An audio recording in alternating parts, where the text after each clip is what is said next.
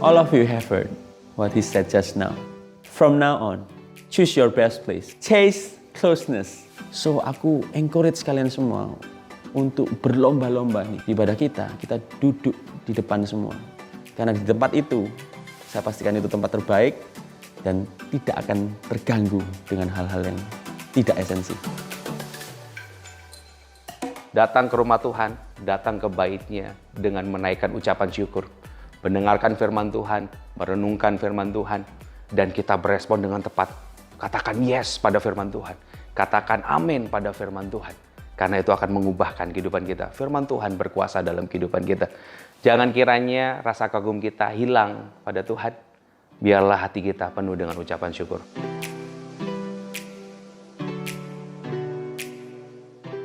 If you don't make your decision, it will never be your home eventually. So trust His best plan through this imperfect family.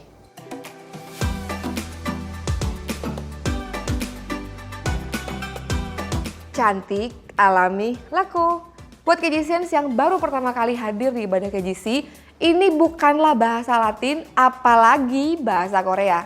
Cantik, alami, laku adalah singkatan dari catat atau ketik, alami, dan lakukan khotbah.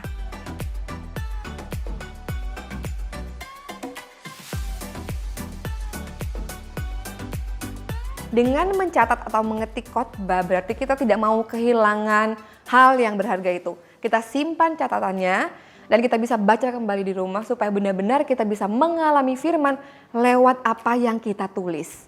My home is KGC. From our heart. To yours, We love you, KGCians.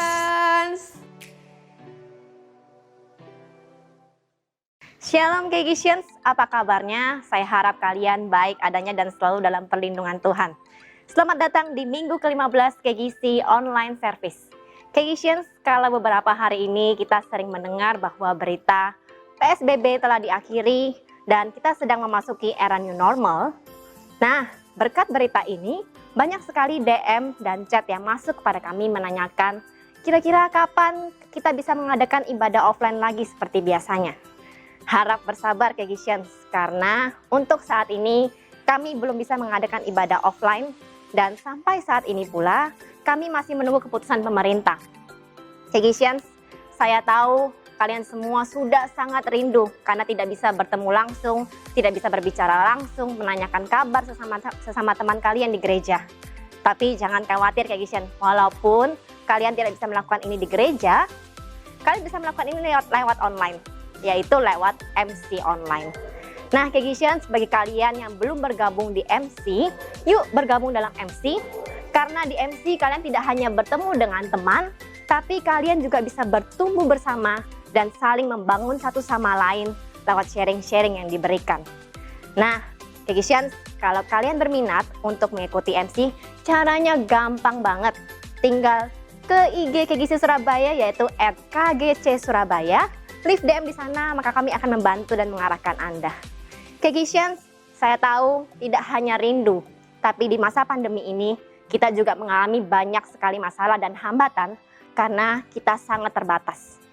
KGCians, kalau kita lihat juga di luar masalah tidak kunjung membaik atau bahkan ini akan menjadi new normal yang akan kita hadapi. KGCians, kita tidak akan bisa mengontrol masalah apa yang akan datang dalam kehidupan kita. Tetapi berkat anugerah Tuhan, kita bisa mengontrol isi hati kita, keadaan hati kita untuk meresponi masalah menjadi ringan. Iya, kita tidak bisa mengontrol yang terjadi di luar, tetapi berkat Tuhan, kita bisa mengontrol apa yang ada dalam hati kita. So, KGCians, langsung aja hari ini kita harus beribadah online dengan sungguh-sungguh, nikmati aja musim-musim ini. Dan hari ini, di minggu ke-15 ini, kita akan dilayani oleh KGC Surabaya Leader dan juga home pastor kita, siapa lagi kalau bukan Andrew Juwana. Nah, hari ini beliau akan menyampaikan another jilid of fire, yaitu dengan judul After Fire. Dan ada yang spesial juga hari ini, karena hari ini kita akan mendengarkan storyteller dari salah satu MC member MyZone, yaitu Stella Ivanka Marcelinatan, atau yang biasa kita kenal dengan nama Arsel. Wow, so KGCians, siapkan Alkitab kalian, siapkan catatan kalian, mau kalian catatan di HP atau mungkin mau tulis langsung.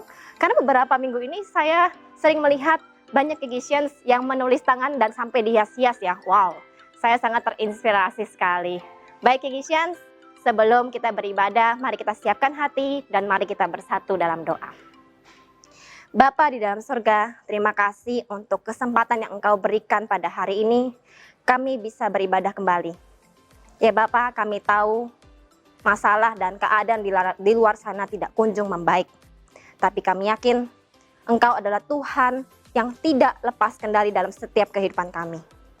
Ya Tuhan, kami tahu walaupun badai di luar sedang terjadi, tapi kami tahu Engkau akan memberikan ketenangan hati untuk kami untuk menerima firman-Mu hari ini.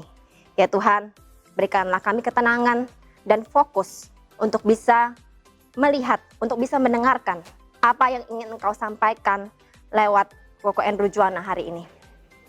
Ya Bapa, biarkanlah setelah ibadah ini, setelah kami mendengarkan firman ini, kami bisa menjadi orang yang sangat tersegarkan oleh firman-Mu, menjadi orang yang baru, dan menjadi pelaku firman-Mu di tengah-tengah kehidupan kami. Terima kasih Tuhan, dalam nama-Mu kami telah berdoa dan mengucap syukur. Haleluya. Amin. Selamat beribadah Kegisians. Shalom Kegisian, perkenalkan nama saya Sela Ivanka. Saya biasa dipanggil Arsel. Saya dari MC Maizen dan saya bergabung di ministry di KGC, Dance Ministry dan Fotografi Ministry. Hari ini saya mau menceritakan bagaimana penyertaan Tuhan lewat talenta yang Tuhan sudah berikan pada saya dan Tuhan taruh saya dalam komunitas yang Tuhan pilih. Jadi dari kecil saya sudah suka menari. Saya mulai menari dengan tari tradisional pada waktu saya TK dan saya mulai menari modern dance dari saya SD hingga sampai saat ini. Dulu ketika saya menari, saya menampilkan sebuah tarian yang in pikiran saya adalah saya harus bagus, saya harus perfect. Karena di mindset saya adalah itu semua sebuah performance. Dan hingga di suatu momen saya dikenalkan oleh teman saya di KGC namanya Raquel. Saya dikenalkan dengan KGC Dance Community. Pertama kali saya join di KGC Dance Community pada waktu saya kelas 3 SMP dan pembelajaran materi yang saya dapatkan pada waktu di KGC Dance Community adalah basic bounce. Pertama kali yang saya dapatkan basic bounce itu, jujur saya sangat bosan dan saya tidak suka dengan basic bounce karena saya dari ketika saya ikut komunitas dari saya eskul di sekolah, saya selalu diulang dengan basic bounce. Ketika ada anggota baru selalu diulang dengan basic bounce dan saya merasa bosan pada waktu itu. Tapi ketika saya renungkan itu semua gak bisa saya lewatin karena sama ketika saya sekolah, saya kuliah, gimana saya pertama kali yang namanya saya memulai pembelajaran sebuah materi, saya nggak bisa namanya langsung ke bab 5. Saya harus memulai dengan bab 1, 2, 3, dan 4. Dan jika saya tidak memulai bab 1, 2, 3, dan 4, maka saya nggak bisa mengerjakan soal-soal yang sudah guru kasih. Saya tidak bisa mengikut ulangan, hingga akhirnya saya tidak bisa naik kelas. Sama halnya dengan saya belajar basic bounce. Kalau saya nggak mau belajar dari dasar, maka saya nggak bisa namanya berkembang, bertumbuh di dance, dan saya nggak bisa melanjutkan dengan basic-basic yang lainnya. Karena setiap basic mempunyai tingkat kesulitannya masing-masing. Dan ketika saya nggak mau belajar, itu berarti saya sombong, dan saya tidak siap dengan proses yang Tuhan kasih. Ketika Tuhan kasih proses yang lebih dasar, saya nggak mau jalanin, berarti saya belum siap untuk proses yang selanjutnya yang akan datang yang Tuhan kasih. Dan saya bersyukur dalam komunitas ini Tuhan taruh saya dalam komunitas yang benar, karena di komunitas yang Tuhan kasih ini kami saling menajamkan satu sama lain, kami saling sharing kebaikan Tuhan di sini. Dan di sini sama sekali tidak ada yang berpikiran, oh saya lebih senior, saya lebih jago daripada junior. Enggak, tapi di sini saya diajarkan bahwa kita semua statusnya sama-sama anak Allah. Dan yang saya pelajari ketika saya jalani proses Tuhan adalah di sebuah ketaatan, di mana saya mau taat dalam proses itu. Dan ketika saya mau taat, itu ada hati yang mau taat. Dalam Kolose 3 ayat 22 sampai 24, hai hamba-hamba, taatilah Tuhanmu yang di dunia ini dalam segala hal. Jangan hanya di depan mereka saja untuk menyenangkan mereka, melainkan dengan tulus hati karena takut akan Tuhan. Apapun juga yang kamu perbuat, perbuatlah dengan segenap hatimu, seperti untuk Tuhan dan bukan untuk manusia. Kamu tahu bahwa dari Tuhanlah kamu akan menerima bagian yang ditentukan bagimu sebagai upah. Kristus adalah Tuhan dan kamu hambanya. Ayat ini ketika saya renungin, di mana saya harus taat bukan karena saya mau dipuji atau saya mau menyenangkan hati leader saya atau anggota-anggota saya, tapi saya mau menyenangkan hati Tuhan karena Tuhan sudah kasih talenta, sudah memampukan saya pada saat itu. Dan di mana ketika saya mau taat, berarti saya mengucap syukur sama Tuhan karena Tuhan sudah berikan saya akal dan budi yang cukup luar biasa. Dan saya terberkati dengan khotbah dari Pastor Anthony Pribudi dari KGC Riverside, di mana pada waktu itu beliau berkhotbah hidup yang kuat, hidup yang dibentuk dengan ketidaknyamanan. Karena sejatinya kekristenan bukan tentang kenyamanan. Masalah kita bukan tidak tahu, tapi tidak mau. Masalah kita bukan masalah pengetahuan, tapi masalah hati. Di mana yang saya pelajari bukan tentang kenyamanan, kekristenan bukan tentang kenyamanan. Karena ketika kita dalam zona nyaman, kita akan selalu sering untuk berbuat dosa. Dan itu pasti tidak menyenangkan hati Tuhan. Dan ketika kita di dalam lembah yang kelam, kita butuh Tuhan dan Tuhan itu tetap ada sama-sama dengan kita. Dan percaya dalam proses apapun itu, sesulit apapun itu, tapi Tuhan tetap kasih sukacita dalam proses itu. Dan dimanapun kita berada, Tuhan mau pakai kita dengan luar biasa. Lewat komunitas, lewat pekerjaan, lewat studi, lewat pergaulan, lewat keluarga. Tuhan mau pakai kita dimanapun kita berada, karena Tuhan selalu bersama-sama dengan kita. Matius 29 ayat 19-20. Karena itu pergilah, jadikanlah semua bangsa muridku, dan baptislah mereka dalam nama Bapa dan Anak dan Roh Kudus, dan ajarlah mereka melakukan segala sesuatu yang telah kuperintahkan kepadamu, dan ketahuilah, aku menyertai kamu senantiasa sampai kepada akhir zaman. Tuhan gak pernah ninggalin kita sedetik pun. Tuhan yang Immanuel, Tuhan yang selalu bersama-sama dengan kita. Dan kita diutus Tuhan untuk, yuk kita jadikanlah semua bangsa muridnya Tuhan.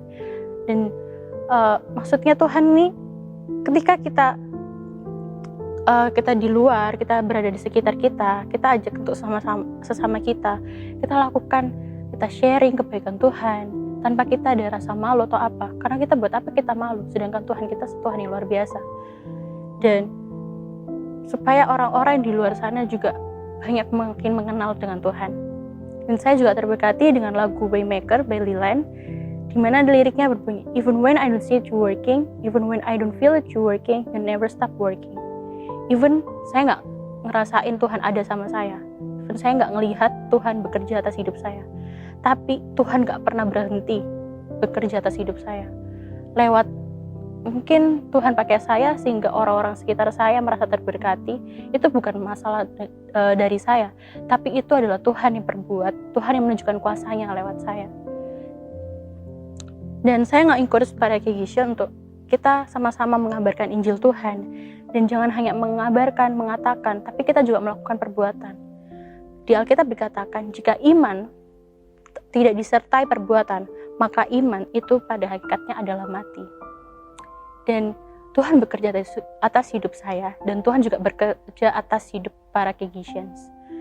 Lakukanlah perbuatan yang benar, jangan hanya yang baik. Karena yang benar sudah pasti baik, dan yang baik belum tentu benar. So KGCian, ini pesan Tuhan lewat pengalaman saya dan pastinya pengalaman KGCian juga luar biasa dengan Tuhan. Dan selamat beribadah, Happy Sunday, Tuhan Yesus memberkati. Raja kita, Dia adalah pembela kita, dan Allah kita adalah penjaga kita. Amin. Karena itu jangan pernah khawatir, jangan pernah takut. Tetap arahkan pandangan kita kepada Kristus saja. Amin.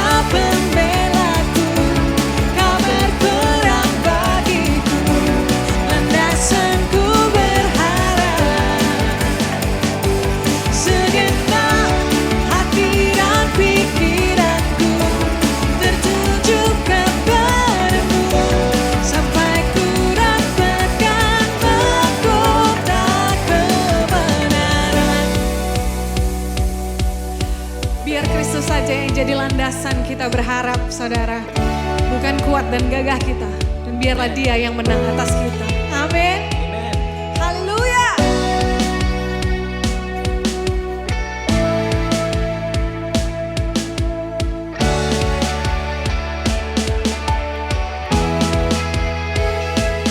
Bukan karena kuatku, namun kemenanganmu.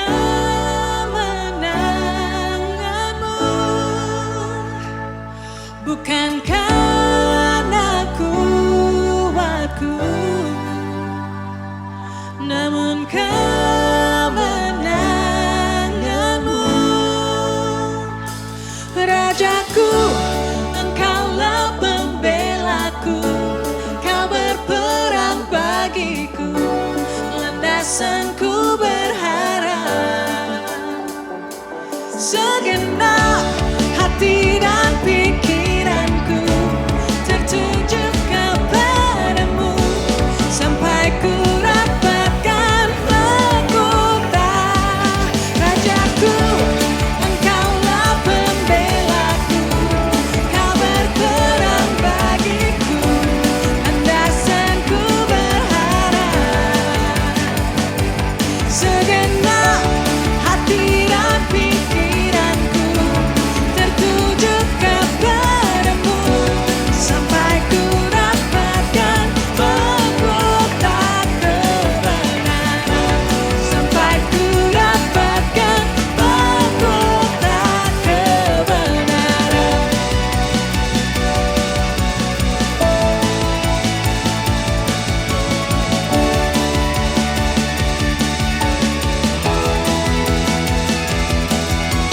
Haleluya. Ibrani 13 ayat 6 sampai ke 8 berkata, sebab itu dengan yakin kita dapat berkata, Tuhan adalah penolongku, aku tidak akan takut. Apakah yang dapat dilakukan manusia terhadap aku? Ingatlah akan pemimpin-pemimpin kamu yang telah menyampaikan firman Allah kepadamu. Perhatikanlah akhir hidup mereka dan contohlah iman mereka. Yesus Kristus tetap sama, baik kemarin maupun hari ini dan sampai selama-lamanya. KGCN, saya yakin kita semua menghadapi banyak ketidakpastian, khususnya dalam situasi seperti ini. Tapi di tengah-tengah semua ini, kita bisa berpegang pada satu hal yang dari dulu sampai sekarang tidak akan berubah. Dan itu adalah Yesus Kristus. Let's just worship Him. Worship His being. Worship His presence.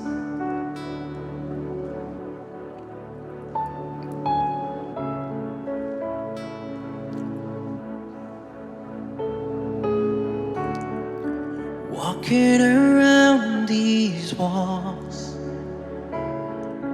I thought by now they'd fall,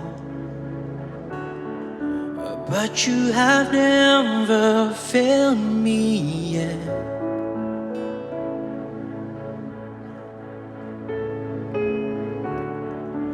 Waiting for change to come, knowing the battle's won. For you have never failed me yet.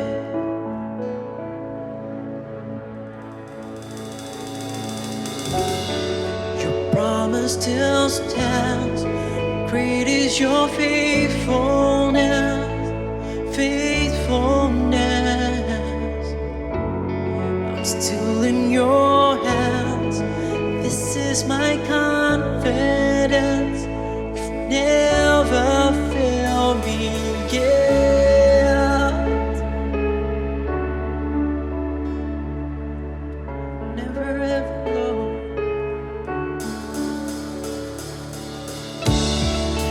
I know the night won't last.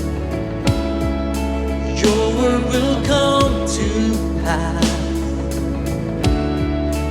My heart will sing your praise again.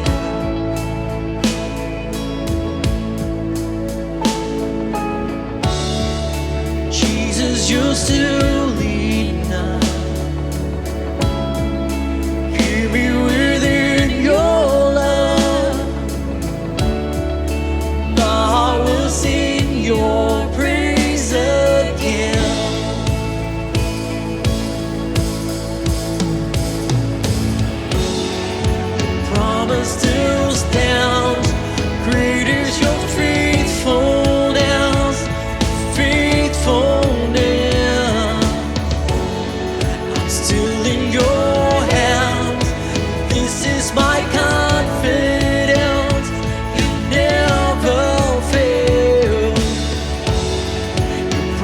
still stands. Great is your faithfulness, faithfulness. I'm still in your hands. This is my confidence. You've never failed me yet. Oh, you never failed me, Lord. Dan ada seorang pribadi, yaitu Yesus Kristus, yang dari dulu sampai sekarang ia tetap sama. Dan ia akan melakukan perbuatan-perbuatan yang besar karena ia mengasihi kita, karena ia setia kepada kita. He is Jesus Christ. Let's give him praise and worship. I've seen you move the mountains, and I believe I'll see you do it again. You made a way when there was no way.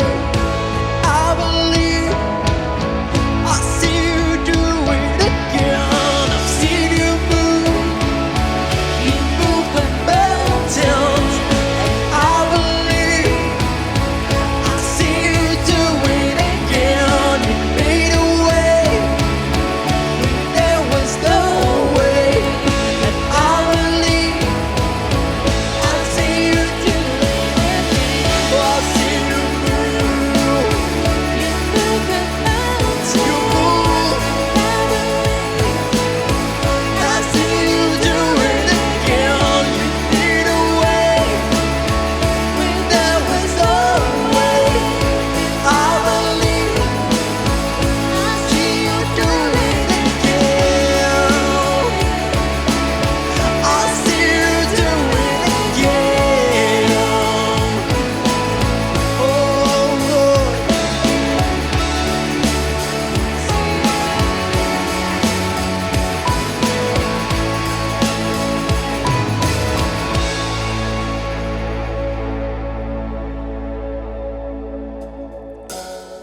Your promise still stands. Great is your faithfulness, faithfulness. I'm still in your hands. This is my confidence. You never fail. Your promise still stands. Great is your faithfulness, faithfulness. I'm still in your hands. This is my confidence. You never fail me yet. Oh Lord, I will never forget. 'Cause you never fail me, Lord. Never ever, Lord.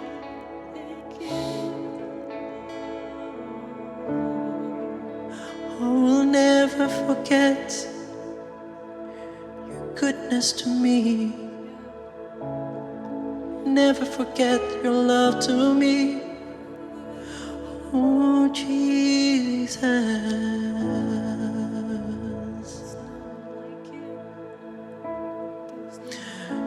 'Cause we want you. We need you.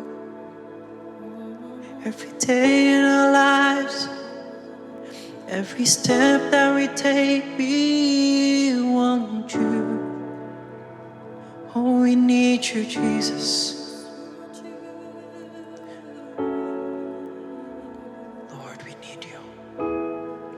I just want you, nothing else, nothing else, nothing else will do. I just want you, nothing else, nothing else, nothing else will do. I just want you, nothing else, Nothing else will do. I just want you. Nothing else, nothing else will do. I just want you. Nothing else, oh, nothing else will do. I just want you.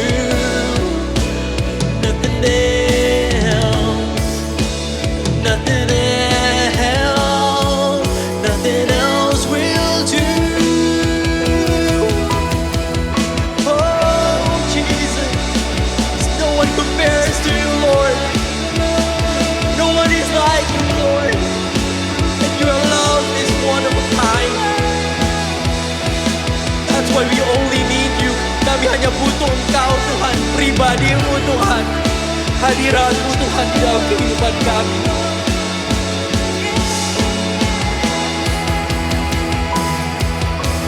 Tidak ada yang dapat menggantikan hadirat-Mu, Tuhan, di dalam kehidupan kami.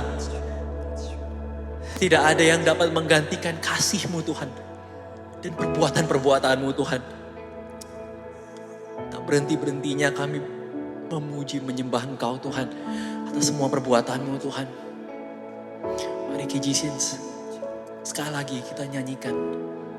I just want you. Nothing else, nothing else, nothing else will do. I just want you. Nothing else, nothing else, nothing else will do. Oh yes, we want you, Lord. And we need you, Lord. We need you, God. Sebelum kami mendengarkan firman-Mu, Tuhan, biarkanlah kami mengerti bahwa Engkau, Yesus, Engkaulah firman yang menjadi daging. Datang di tengah-tengah kami dan memberikan kami satu harapan yang pasti. Engkau memberikan keselamatan bagi kami, Tuhan. Kiranya kasih-Mu boleh melingkupi kami, Tuhan. Sehingga ketika kami mendengar firman-Mu, kami mengerti bahwa firman ini adalah dari Allah yang baik, Allah yang mengasihi kami. Dan kiranya Roh Kudus boleh membuka pikiran kami, membuka hati kami, Tuhan. Supaya kami mengerti setiap kata yang Tuhan ingin sampaikan kepada kami. Dan kiranya firman-Mu ini boleh menyentuh kami dengan begitu pribadi. Mari Kijisians, sama-sama yang siap untuk mendengarkan firman Tuhan. Mari sama-sama katakan, amin. Hai Kijisians, apa kabarnya semua? Waktu saya berbicara Kijisians, waktu saya address Kijisians, itu yang saya maksud bukan saja KGC Surabaya, tapi Kijisians adalah Kingdom Generation, yaitu generasi kerajaan, itu kita semua yang terpanggil di dalamnya ya. Nah, mungkin ada yang bertanya-tanya nih, dari Kijisians dan semua yang melihat tayangan ini, kemana sosok Andrew Juwana selama ini? Ini sudah week ke-15 ya di online service. Tapi selama ini saya belum juga memberikan firman Tuhan. Nah kemana? Jangan khawatir, saya akan memberikan kenapanya. Nanti di akhir segmen saya ada testimoni khusus untuk Kijisians semua. Dan Tuhan luar biasa yang pastinya. Nah kita tahu ya di tahun ini sebelum saya masuk ke ayat yang Tuhan kasih kepada saya ingin mengingatkan kembali Kijisians di mana tahun ini itu Pastor Timotius Arifin, senior pastor dari RIM dan senior pastor dari Rock Surabaya yaitu Daniel Yanuar menemakan The Year of New Emerging Leaders ya. Dan kalau kita tahu tahun ini nggak taunya sampai Juni nih, kita tahu yaitu the year of new normal nggak taunya ya, new normal. Dan selama 6 bulan ini, the new emerging leaders itu terjadi saudara di KGC Surabaya. Malah saat dimana saya absen itu, banyak pemimpin-pemimpin bermunculan yaitu saya juga harus mengucap syukur atas keberadaan mereka dan berterima kasih atas mereka yang mengcover saya selama 15 minggu.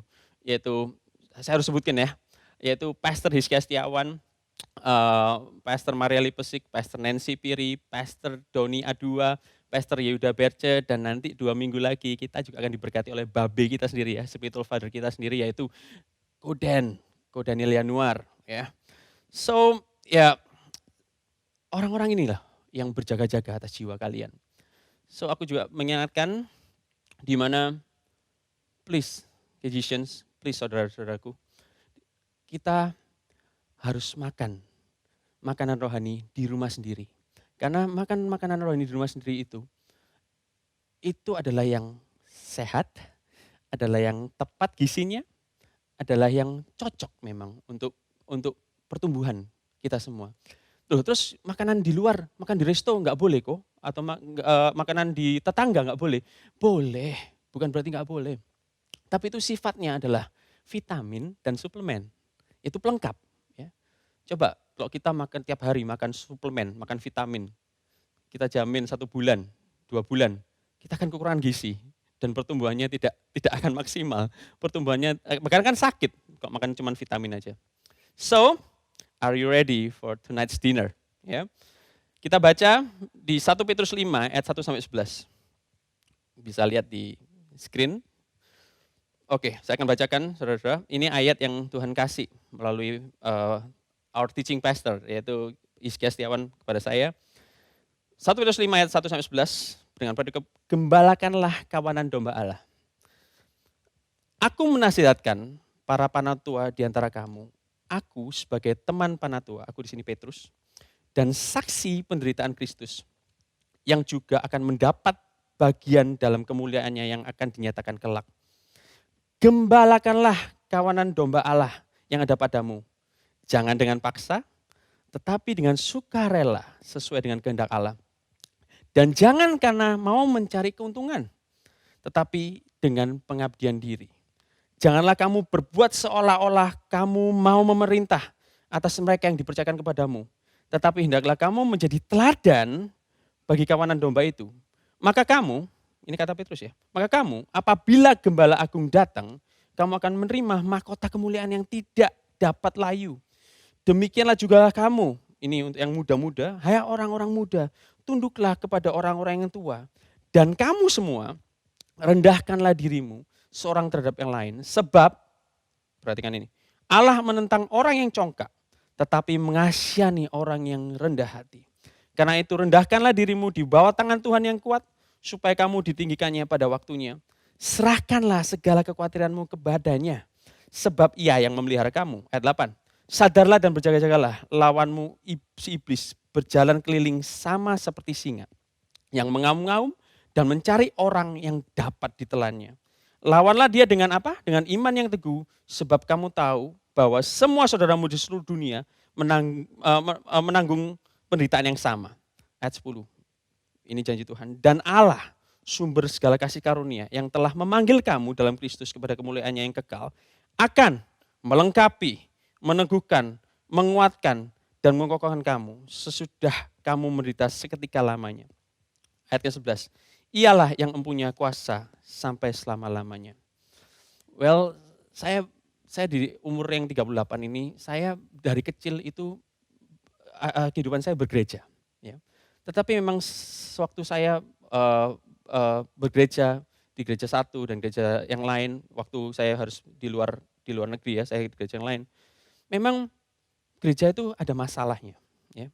Masalahnya, nah ini Petrus, konteksnya memang tentang gereja mula-mula. Tetapi bukan berarti ini tidak bisa diaplikasikan kepada perusahaan atau business leaders. Ya. Tidak bisa, bukan berarti juga tidak diaplikasikan kepada family. Ya. So, itu speak to build-nya Petrus kepada jemaat mula-mula pada saat itu. Jemaat mula-mula pada saat itu ada 2 lapis, yaitu leaders dan follower, ya, yang tua dan yang muda. Nah, ini juga speak to build saya kepada fellow leaders dan kepada semua Kejisian tempat ini. Kita harus tahu bahwa menggembalakan dan digembalakan itu hatinya Tuhan untuk gerejanya. Ya. Apa konsep gereja sih? Apa itu konsep gereja? Coba. konsep gereja itu adalah di mana proyeknya Tuhan ya untuk memperbaharui manusia untuk terus serupa seperti Kristus. So, dalam proses memperbaharui ini, pasti gereja itu bukan orang-orang yang sempurna. Tapi orang-orang yang di dalam situ dan percaya kalau Tuhan sebagai juru selamat mereka, gereja ini, Tuhan melalui gereja ini akan menyempurnakan terus, akan menguduskan terus. Ya. Dan kita juga tahu kalau sekitar 3 minggu yang lalu mungkin, Pastor Mariali Pesik mengkhotbahkan judulnya RSVP ya. Kita harus tahu guys, kalau di mana Kejision kalau kita percaya Tuhan, ya, sebagai juru selamat kita, Tuhan itu memanggil ya, dan mengundang untuk kita semua itu bergabung dalam pekerjaannya dan misinya dan hatinya. Ya. Jadi menggembalakan domba ini itu bukan tugasnya Pak Timotius Arifin saja yang punya title PDT. No. Bukan juga tugasnya Pak Daniel Yanuar saja, bukan juga tugasnya Ko Andrew Juwana, bukan juga tugasnya Ko Hizkia Setiawan. No. Panggilan ini, gembalakan domba-domba ini itu untuk semua orang percaya, guys. RSVP, please respond. Itu untuk semua orang percaya. Nah, sekarang tapi memang kenyataannya di dalam gereja itu ada masalah. Nah, masalah ini yang Petrus pada saat itu menasihatkan. Yang pertama, menasihatkan pada panatua dan leaders, ya. It's the leadership problem. Sekali lagi, ini bukan berbicara tentang jabatan resmi saja dan bukan bahkan cuman umur dan senioritas semata. Bahkan ini berbicara tentang leadership yang dipercayakan Tuhan untuk menggembalakan domba. Ya. Nah, nggak taunya problem-problem ini semua itu ada hubungannya dengan hati manusia, baik hati dari leaders atau hati dari followers. Ya, saya akan cepat saja karena ini aplikasi sekali. Jangan, dan jangan. Ya, yang pertama adalah menggembalakan dengan hati terpaksa. Ya. Menggembalakan dengan hati terpaksa itu itu seperti relevan dengan religious duty, ya, tugas keagamaan. Saya sering jumpa teman-teman yang pelayanan kalau tak tanya gitu kadang-kadang, apa nih pelayanan apa? Ya, aku tugas singer, aku tugas.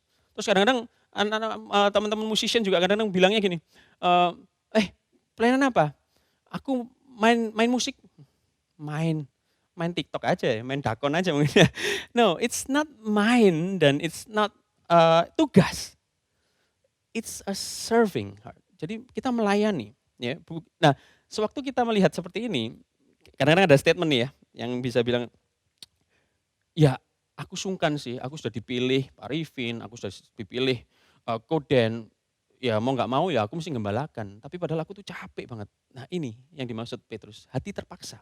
Dan yang kedua, cepat aja, dengan mencari keuntungan atau agenda pribadi.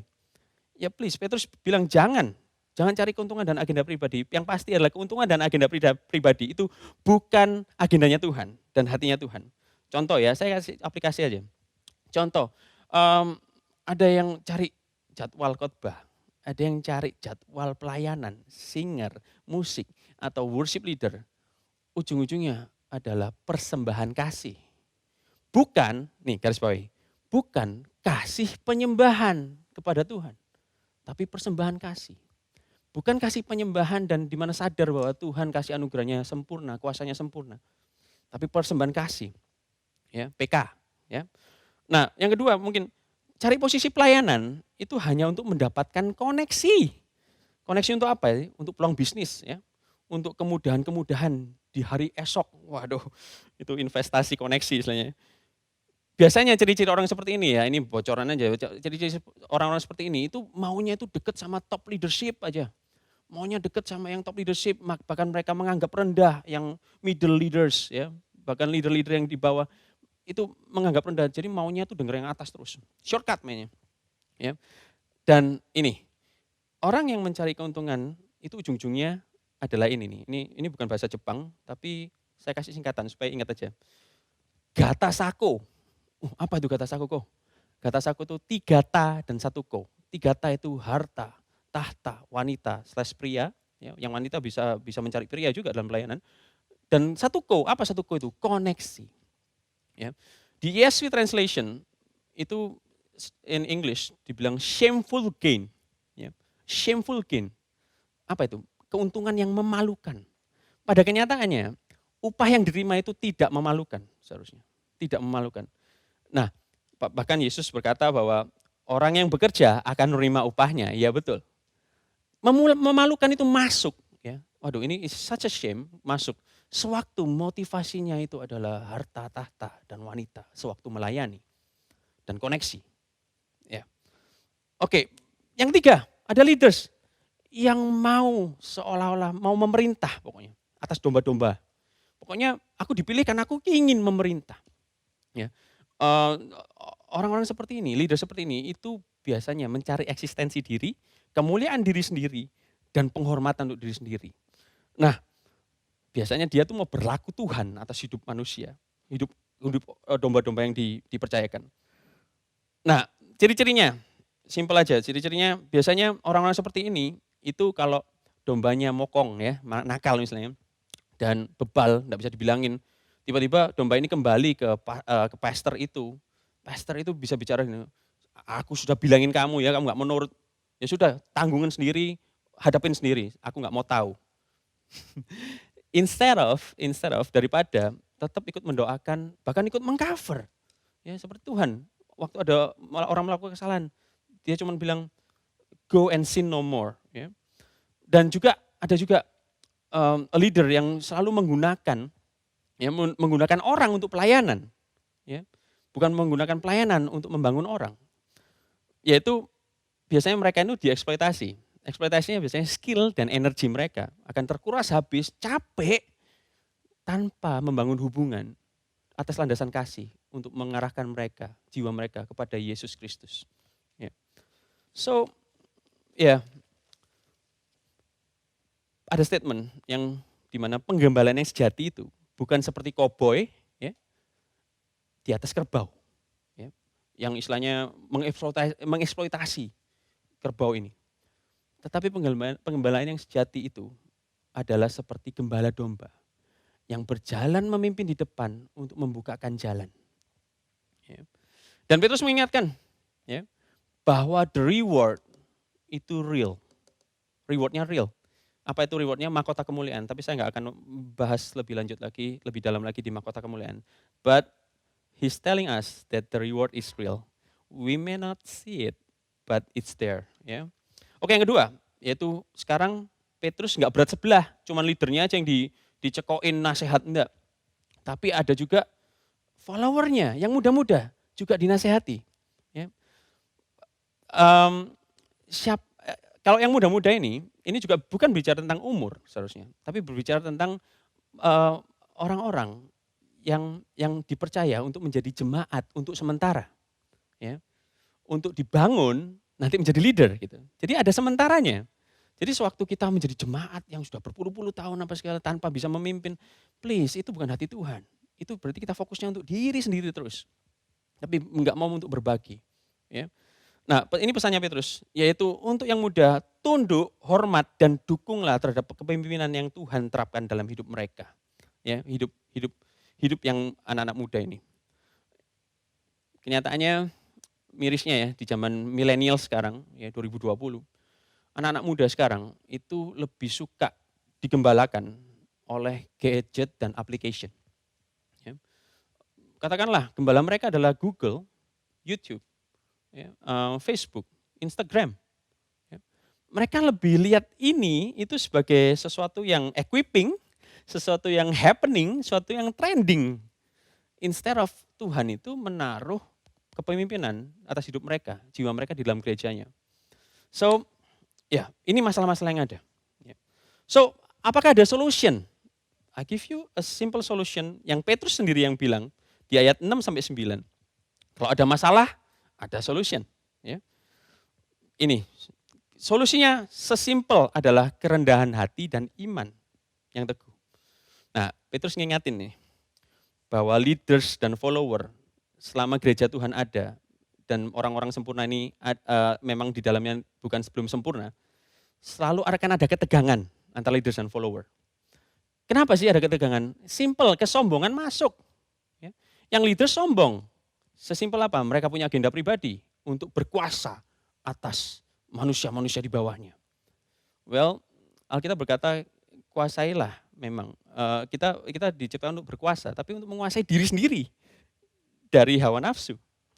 Menguasai binatang, iya. Menguasai tumbuhan, iya. Dan tanah-tanah, iya. Tapi bukan mau berkuasa atas orang lain. Terus kesombongan pada follower, ya, pada yang muda, apa? Sesimpel mereka tuh bilang nggak perlu gembala-gembalaan, aku nggak perlu tunduk, aku mau judul lagu It's My Life, ya, itu sangat terkenal zaman saya itu, zaman saya. It's My Life itu benar-benar itu jadi slogan di mana, ini hidupku, kamu jangan ikut campur, ya. Nah, padahal kesombongan itu ya sangat bisa punya kekuatan, ya, tapi sudah dikalahkan sama Tuhan. Punya kekuatan untuk merusak hubungan.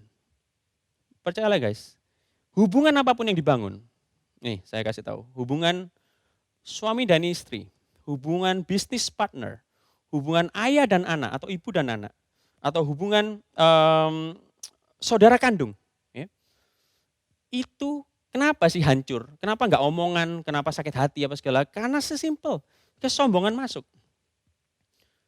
Kesombongan masuk itu akan merusak hubungan. Terus solusinya apa? Simpel juga. Solusinya adalah kerendahan hati. Jadi kalau kesombongan itu merusak hubungan, kerendahan hati itu pemersatu hubungan. Ya. Dan Petrus mengingatkan, ya, Tuhan itu menentang kecongkaan. Kenapa Tuhan itu menentang kecongkaan? Ya karena kecongkaan itu merusak hubungan. Padahal kita harus tahu sifat Tuhan kita. Itu adalah championing relationship. Menjunjung tinggi hubungan. Kita bisa tahu bahwa dia sampai mati dan dengan darahnya di kayu salib. Untuk sebuah hubungan yang dipulihkan. Ya. So, mari kita baca ayat 6 dan 7. Karena itu rendahkanlah dirimu di bawah tangan Tuhan yang kuat, supaya kamu ditinggalkannya pada waktunya. Ayat 7, serahkanlah segala kekhawatiran kepadanya, sebab ia yang memelihara kamu.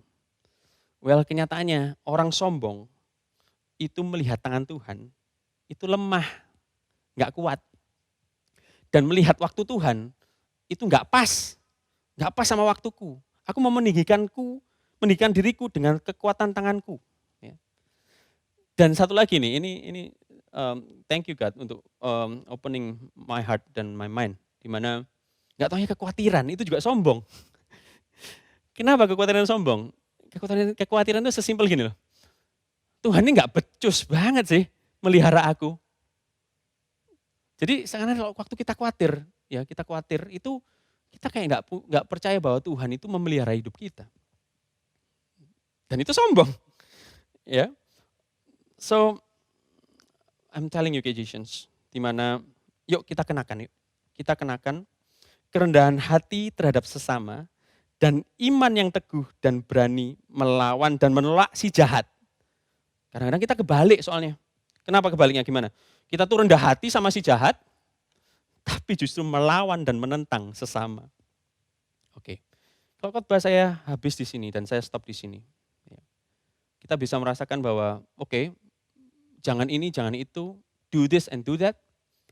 Mungkin 1 minggu, 2 minggu, 3 minggu, kalian akan lupa khotbah ini. Tetapi saya ingin memberikan kekuatan apa yang dibalik khotbah ini, dibalik nasihat-nasihat Petrus, supaya kita itu nggak gagal. Nah itu istilahnya gini, supaya kerendahan hati itu mengalir dalam darah kita, jadi refleks dalam hidup kita. Atau supaya iman yang teguh itu jadi refleks dan insting dalam kehidupan kita. Itu terdapat di good news yang setelah ini. Dan ini please, jangan kemana-mana, karena ini the power untuk kita bisa menjalani hidup ini. From the good news. Ya. Oke, tadi dari ayat 2-9, itu nasihat Petrus kepada leaders and follower-nya. Tapi nasihat itu tanpa berita baik dari Tuhan, end up-nya failing. Dan manusia kan selalu gagal. Ya. Nah ini, kalau kita bicara tentang good news dan berita baik, ya, tentang news lah, itu how credible is the news? Ya. Bagaimana bisa dipercaya sebuah berita ini? Ada dua elemen penting yang kita harus tahu. Narasumber, siapa yang bawain berita ini, dan isi dari berita ini. Ya.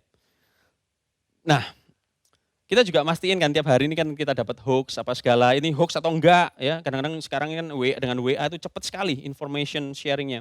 Ya. Kita pastiin simple, isi beritanya apa dan narasumbernya siapa. Ya. Kalau narasumbernya adalah badan penelitian atau satu television broadcaster, wah kita bisa kredibilitasnya tinggi. Ya. Bahkan kita bisa tahu kredibilitas news ini tinggi atau tidak, dapat dipercaya atau tidak. Sesimpel bahwa orang yang bawain berita ini itu dekat tidak di tempat kejadian perkara. Ya. Orang yang dekat dengan kejadian perkara pasti lebih kredibel, pasti kredibilitasnya lebih tinggi dibanding orang yang dari jauh atau orang yang sudah besoknya memberitakan ini. Ya. Makanya terjadi gosip, karena gosip itu tidak berada di tempat kejadian perkara, tapi tahu berita, tapi jadinya twisted. Ya. So, this is the power. Who brings the good news? Siapa ya? Siapa sih yang ngomong tentang firman ini? Tuhan melalui Petrus. Ya. Kalau kita tahu siapa Petrus itu, kita baca ayat 1. Ya. Jadi kekuatannya di dalam good news ini di ayat 1. Petrus berkata, aku menasihatkan para panatua di antara kamu, aku sebagai teman panatua, ini garis bawahi, dan saksi penderitaan Kristus yang juga akan mendapat bagian dalam kemuliaannya yang akan dinyatakan kelak. Ya. Siapa beritanya? Petrus. Kalau kita tahu Petrus, kata-kata ini valid semua, apa yang diucapkan dia. Ya. Kenapa? Petrus itu seorang nelayan yang di awal-awal pelayanannya Tuhan, dia sudah ikut ya, sampai Tuhan naik ke sorga. Dia ikut dari awal sampai akhir. Ya. Nah, di dalam perjalanan mengikut Kristus ini, Petrus itu melihat dua hal. Petrus melihat penderitaan Kristus, ya. Sewaktu doa di Getsemane, Kristus berdoa sampai keringat darah. Waktu penangkapan, dia juga berada di situ. Waktu pengadilan, dia berada di situ. Dan waktu penyaliban di Golgota. Itu penderitaan Kristus. Itu penderitaannya. Dia juga melihat kemuliaannya Tuhan. Yaitu apa? Sewaktu transfigurasi. Ya, di mana dia di awan-awan, di gunung, cahaya kemuliaan terpapar sekali. Sampai saya suka tuh lagu Hillsong, Transfiguration ya. Berkata bahwa a glory that cannot be unseen. Ya. Kemuliaan yang tidak dilihat. Jadi seakan-akan seperti gini, sewaktu Petrus melihat cahaya kemuliaan Tuhan pada saat itu seakan-akan tidak pernah bisa dihapus dari memori dan hati Petrus. Saya kasih analogi sedikit ya.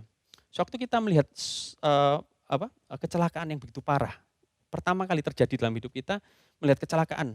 Ya, saya nggak mungkin sebutin secara detail, tapi istilahnya orang mati di tempat. Dan kalau kecelakaan keras, orang mati di tempat, keadaannya seperti apa. Dan sewaktu kita lihat, itu tidak pernah bisa lepas. Ya, kengeriannya itu nggak pernah bisa lepas. Nah ini Petrus, saya balikan ke Petrus. Kemuliaannya itu tidak pernah bisa lepas. Ya. Dan juga Petrus juga menyaksikan kebangkitannya melalui kubur yang kosong. Dan penampakan diri Tuhan kepada dia. Hingga naiknya Tuhan ke surga dan turunnya Roh Kudus. Dengan begitu dia menyaksikan ini semua. Dia itu cuma bilang bahwa ini tidak sia-sia. Ya. Penderitaanmu sekarang ini tidak sia-sia. Bukan tanpa harapan loh. Bukan sia-sia loh. Dan bukan tanpa reward loh. Semua ini ada harapannya. Dan aku sudah menyaksikan itu. Aku sudah melihat penderitaannya. Dia derita nih. Tapi Tuhan juga dimuliakan. Ya. Dan ini kalau saya menjuduli khotbah saya adalah After Fire, saya memakai Petrus memang. Yaitu di mana kita harus tahu di dalam hidupnya Petrus ada dua fire yang terjadi dalam hidupnya. Saya gampang-gampangan aja ya. Yuk, gini. Fire yang pertama itu saya kasih istilah api ayam. Oh, apa kok api ayam? Ya kita sekolah mingguan ya kadang-kadang ya, cepet-cepetan aja. Api ayam. Yang kedua adalah api ikan. Apa kok itu? Maksudnya, api ayam itu pada saat Petrus itu di depan rumah imam besar, sewaktu Yesus diadili. Ya. Dan di situ dia menyangkal 3 kali. Aku tidak mengenal dia. Dan setelah itu di perapiannya itu. Di perapiannya dan setelah itu ayam berkokok. Ya. Tuhan bisa pakai binatang untuk menyatakan kemuliaannya. Yang kedua, api yang kedua yaitu api ikan. Apa kok api ikan? Api ikan itu pada saat Petrus itu dikasih barbecue fish sama Tuhan. Di tepi Danau Galilea, dia ditunggu Tuhan, dia siapkan ikan untuk sarapan bersama. Sewaktu Yesus telah bangkit dan menampakkan diri pada saat itu. Nah ini kejadiannya, di situ Tuhan menanyakan 3 kali juga. Petrus, do you love me? Apakah kamu mengasihi aku? Petrus jawab, iya Tuhan, aku mengasihi kamu. Gembalakanlah domba-dombaku. Sampai 3 kali. Di api ayam dia menyangkal 3 kali, dan di api ikan dia berkata dia mengasihi Tuhan. Sampai 3 kali, dan Tuhan menanyakan 3 kali itu. Apa maksud ini? Kita tahu bahwa Petrus itu adalah orang yang gagal. Ya. Bahkan orang yang sesumbar dan sombong. Kenapa? Cepat aja ya. Petrus itu membela Tuhan, pakai pedang sendiri waktu ditangkap, dia membela Tuhan untuk sampai memotong telinga Malkus ya. Tahu nggak? Kita kalau pakai kekuatan sendiri itu nggak taunya itu kita merintangi loh, menghalangi rencana penyelamatan Tuhan atas jiwa Petrus. Ya, sesimpel gini. Anggap aja waktu Petrus menang semua itu pertempuran dan akhirnya Tuhan tidak ditangkap, akhirnya dia tidak disalib. Akhirnya rencana Tuhan seakan-akan digagalkan oleh seorang Petrus. Kita kadang lupa juga bahwa kita pakai kekuatan sendiri. Pakai draw sword ya, pakai pedang, membela Tuhan. Enggak taunya kita itu merintangi penyelamatan Tuhan atas hidup kita. Wow, this is wonderful. Ya. Balik lagi ke tiga kali pula Tuhan menanyakan, do you love me? Feed my sheep.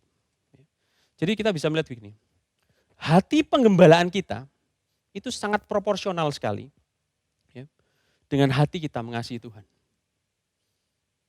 Jadi waktu kita cek our heart, sewaktu kita mengasihi Tuhan, pasti kita mau menggembalakan. Seperti Tuhan tanya, do you love me? Yes Lord, I love you. Feed my sheep. So penggembalaan ini adalah panggilan untuk semua orang percaya. Dan tidak ada seorang pun yang terlibat lebih dalam lagi dalam hati dan pekerjaan Tuhan selain pengembalaan. Well, dengan tim pastoral kadang-kadang kita ini manusia ya, dalam arti ada capeknya juga. Kadang-kadang ngembalain ini malam-malam harus telepon ya, kadang Pastor Nancy ditelepon malam-malam sampai mesti nangis-nangis apa segala. Itu penggembalaan. Penggembalaan itu bukan di mimbar ini. Penggembalaan itu face to face, phone to phone, meeting to meeting, ya, heart to heart, ya, soul to soul. So, tapi itu Tuhan bilang, kalau kamu mengasihi aku, kamu akan lakukan ini. Ya. Dan ini yang keren, dalam arti #after you pada saat tahun lalu, yaitu kita hanya bisa menggembalakan orang-orang yang dipercayakan, domba-domba yang dipercayakan pada kita, sewaktu kita mau dengan rendah hati digembalakan oleh gembala agung kita. Digembalakan oleh gembala agung kita. Sehingga sewaktu kita mau digembalakan gembala agung kita, caranya Tuhan menggembalakan, hatinya Tuhan menggembalakan, tangannya Tuhan menggembalakan, matanya Tuhan menggembalakan, itu akan sama persis dengan cara kita menggembalakan. Wow. So after him shepherding us. Dan ujung-ujungnya, sewaktu kita menggembalakan domba-domba ini, kita tahu kita bukan gembala yang utama, bukan gembala yang agung. Ujung-ujungnya adalah kita mengarahkan domba-domba ini untuk selalu melihat gembala yang agung itu, yaitu Yesus Kristus. Ya. So after fire, apa maksud after fire?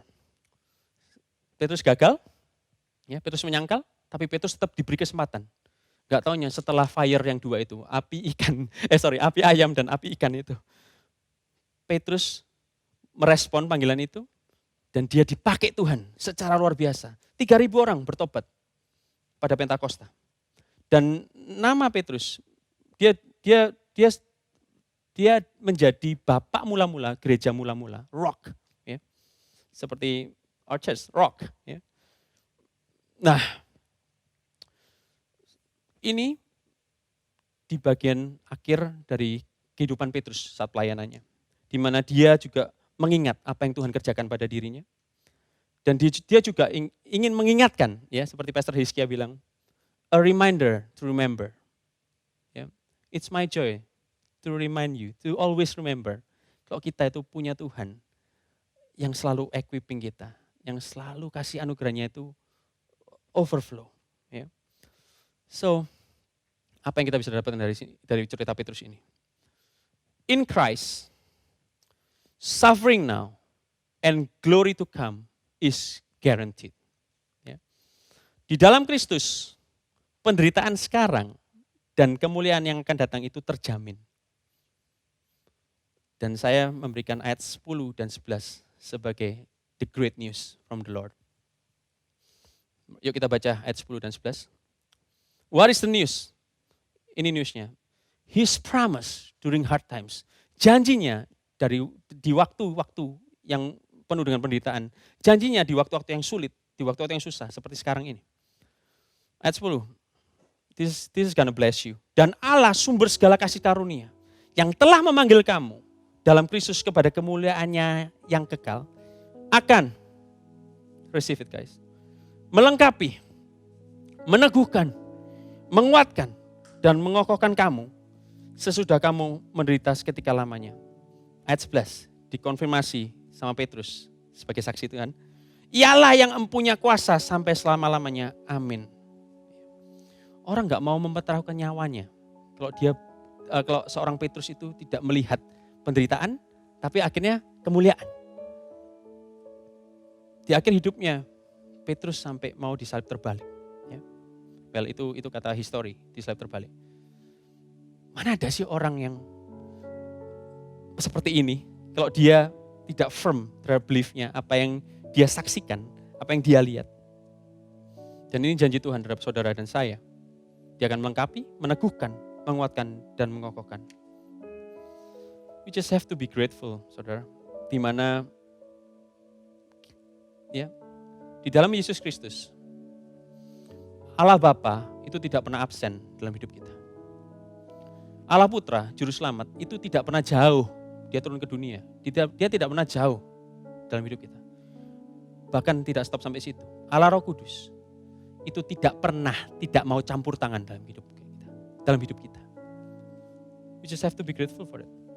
Seperti janji saya di awal, saya ingin menceritakan kenapa 15 minggu kok Andrew ini di mana? Cuman worship leader saja sama greeting saja.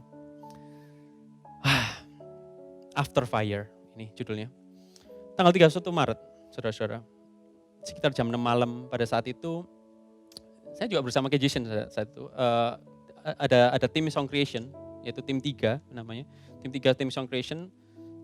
Jam 6.30 persis malam, 31 Maret, saya mendapatkan telepon dari staf saya, dari usaha kami yaitu peternakan. Ya. Dia bilang, saya kaget sekali pada saat itu, setengah 7, nyantai-nyantai mau Song Creation sama anak-anak KJC, dikabarkan bahwa gudang pakan kami ya, itu terbakar, sudah kebakaran. Dan seperti Petrus punya 2 peristiwa api, saya juga punya 2 peristiwa api, nggak tahu kenapa nih. Saya punya 2 peristiwa api. Yang pertama itu adalah 18 Oktober 2019. Yang itu directly bukan saya ngalamin, tapi adik saya, Stephen Juwana. Tapi pada saat itu, bedanya dengan yang sekarang, yang saat itu, saya pada saat itu kita ke pabrik, ya kita namakan yang pertama itu api pabrik ya, yang kedua api ternak, supaya gampang. Api pabrik, pada saat itu apinya belum di pabrik, tapi sudah di sekitar pabrik. Dan pada saat itu, saya disuruh my dad, Pak Andrian Juwana untuk doa. Yuk doa. Dan saat itu saya cuma doa simple, karena saya nggak tahu pada saat itu, saya percaya sekali saya akan melihat dan menyaksikan kebesaran tangan Tuhan. Dan ini akan jadi saksian, dan benar jadi kesaksian itu.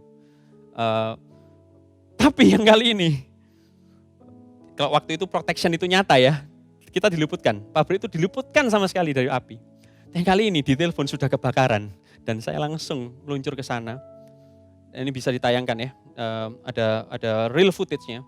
bisa ditayangkan. Dan saya melihat pada saat sampai sana dengan waktu yang 1,5 jam, itu memang gudang itu atapnya sudah rubuh semua dan sudah terbakar semua. Ya. Dan pada saat perjalanan, yang pada saat itu Koko ya, saya sebagai kakak dari Stephen Joanna, ayo Kok doa. Ya, kita tahu bahwa saya pemimpin, tapi saya mau mengaku pada saat itu saya tidak bisa berdoa. Seperti Pastor Nancy bilang kan, kuasailah dirimu dan jadilah tenang supaya kamu dapat berdoa. Well, obviously pada saat itu saya nggak bisa berdoa. Karena memang saya nggak bisa menguasai diri saya. Dan saya khawatir macam-macam. Saya mikir jelek-jelek. Ya, mikir jelek-jelek, aduh kebakaran ini akan melebar sampai mana. Memang kenyataannya waktu kita memikirkan masalah kita lebih besar, kita tidak bisa berdoa. Hati kita tidak bisa menjadi tenang. Ya. Singkat aja, pada saat malam itu, akhirnya api sudah di level yang aman dan kita balik. Dan pagi-pagi buta, saya kembali lagi 1 April pada saat itu. Dan ini ada foto-fotonya juga, bisa ditayangkan. Pada saat itu, saya mengucap syukur. Karena yang pertama, tidak ada korban jiwa dan korban ekor. Jadi pada saat itu, saya kira, waduh, ini akan ada makan babi guling berjemaah. Tapi itu tidak terjadi. Ya. Dan memang hanya gudang yang lumpuh operasional dan pakan yang rusak karena siraman pemadam kebakaran dan kerugian finansial yang bisa diprediksi. Dan beberapa hari setelah itu saya langsung menghadap ke tim pastoral, ya, Pastor Hizkia, Pastor Nancy Piri dan Pastor Maria Lipesik, dan saya minta untuk di cover karena to be honest, pada saat itu fokus waktu, pemikiran, tenaga, konsentrasi waktu itu sangat tinggi sekali terhadap peternakan saya, alias sepaneng lah ya, atau kata-kata itu sangat menjelaskan semuanya ini, sepaneng ya. Dan saya minta dukungan pada mereka untuk mengcover tanggung jawab saya, leadership role saya di KGC, dan I thank you all for that. Dan termasuk team leaders dan ministry leaders yang mengcover ya. Ini yang wonderful dan precious. Di dalam perjalanan after fire ini, ya, iman saya diuji. Dan iman saya sempat goyah, saudara-saudara. Sempat goyah. Nggak tahu ya kenapa Tuhan memberikan kejadian ini. Nggak tahunya ini maksud Tuhan untuk menguatkan saudara dan saya. Iman saya sempat goyah. Pastor Hizkia sebagai saksinya pada saat itu. Saya itu sempat mempertanyakan Tuhan loh. Dalam arti, Lord, dari tahun 73 sampai 2020, 47 tahun kau lindungi peternakan ini dari semacam musibah api. Tapi kenapa di zaman yang mau stay at home aja, mau fokus pelayanan, karena pada saat itu masih bangun online service ya, online service, kok malah saya disuruh ngurusin bukan jiwa tapi ekor. Ya, jiwa itu adalah manusia, ekor itu babi. Ya, saya suruh ngurusin babi gitu. Saya sempat bahkan di level sekarang gondok sama Tuhan. Jangan ditiru ya ini.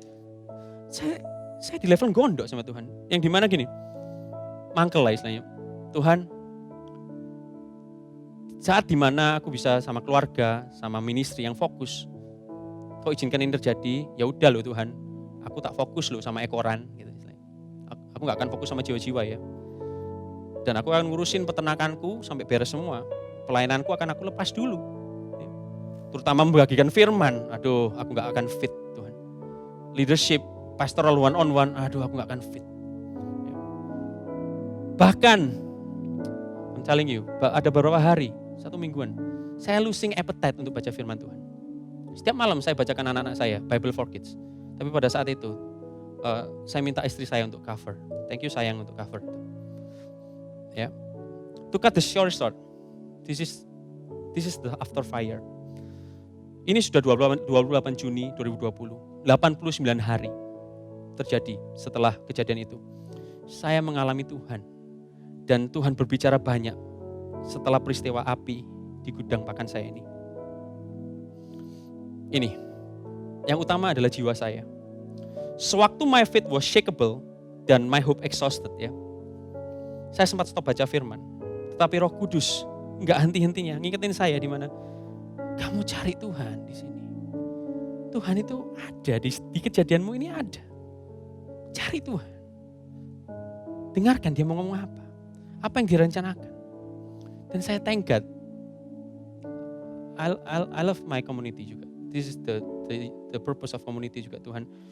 Pastor Hizkia pada saat itu, saya masih ingat, saya catat ini, 14 April.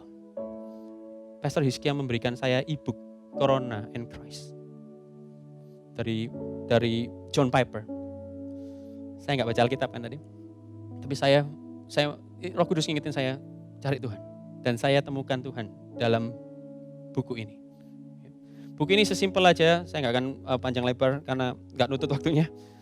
Bahwa your suffering is allowed to happen as the glory of God in Christ always awaits at the end of it.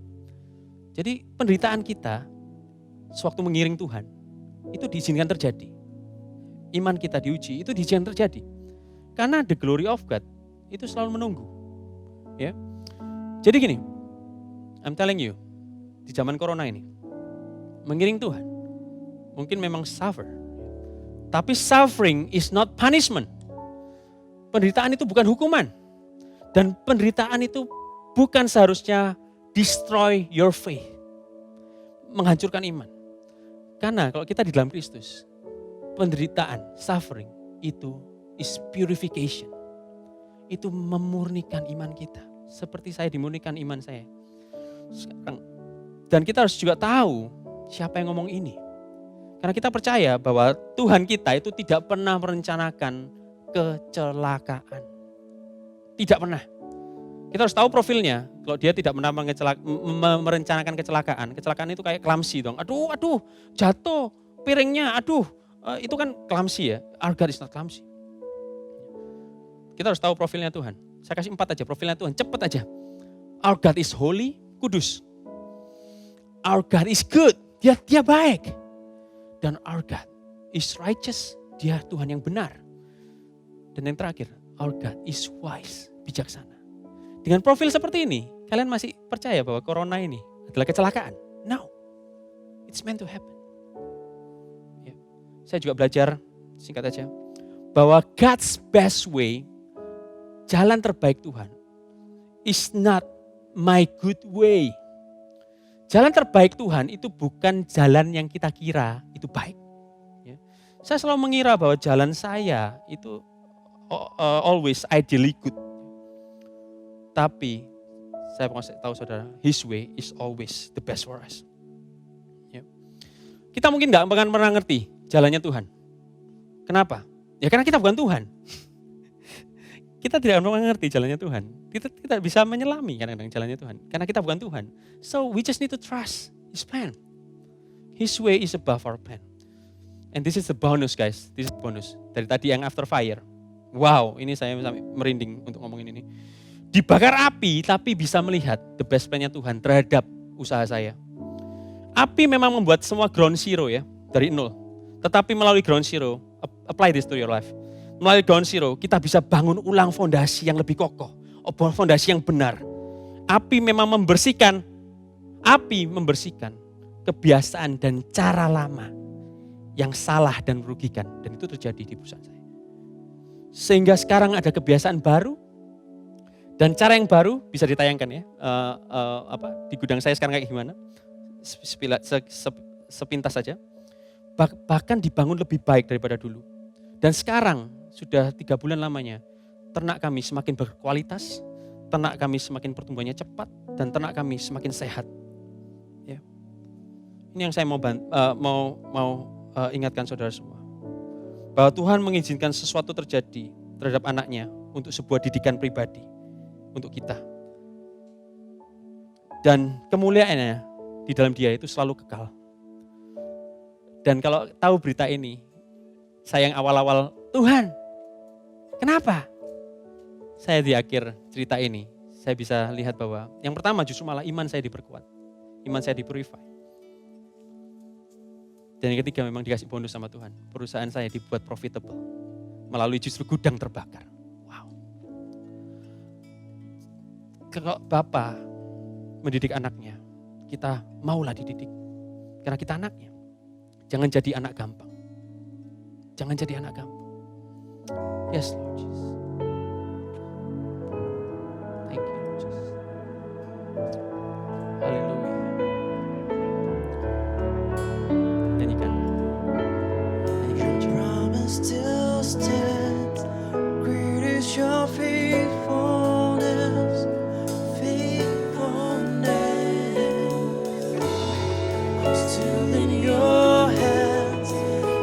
is my confidence. You never fail me yet. Oh, never.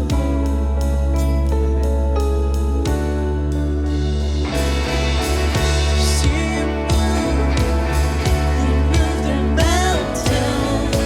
I believe I'll see you do it again. You made a way when there was no way. And I believe I'll see you do it again. I see you move the mountains. I believe I'll see you do it again. You made a way when there was no way. And I believe I'll see you do it again. I see you do it again.